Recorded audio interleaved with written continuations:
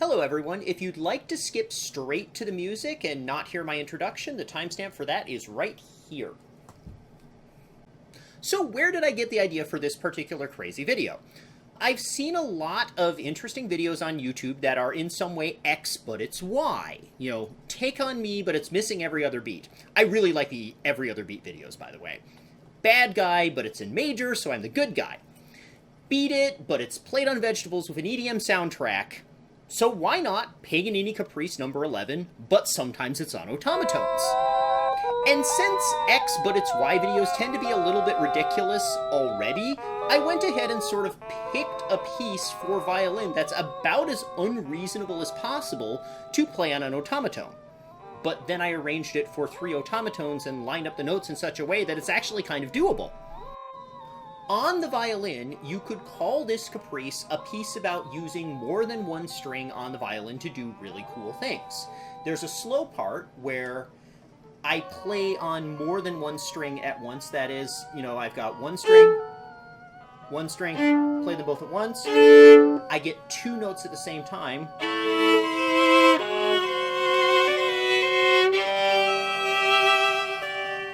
And a fast part where I'm only playing one note at a time, but I'm switching between lower and higher strings very rapidly. And I jump between really high and really low notes very fast. Both of these are things that you can't really do on one otamatone, but you certainly can do on 3.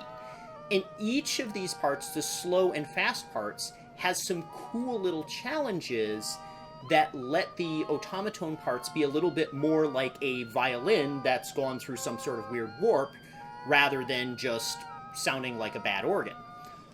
On the slow part, a violin can play 3 notes at once,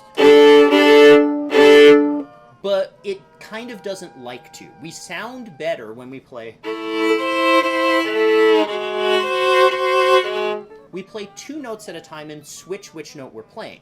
And I try to duplicate that in the otamatone parts. This is pretty tricky to do, but basically just the low notes in the otamatone start a little earlier, and start and end early. The high notes start and end late, and the middle note normally will keep going longer than the other 2 notes because it's involved the whole time.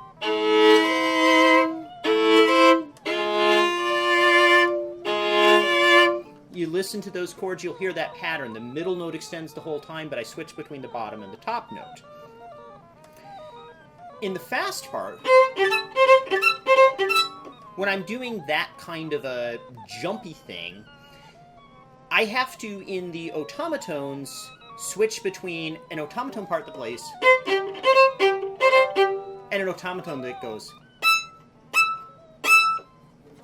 If these aren't played exactly well coordinated, the musical effect rather resembles a person falling down a staircase. If, on the other hand, they are exactly well coordinated, it sounds kind of like a violin playing the piece of music.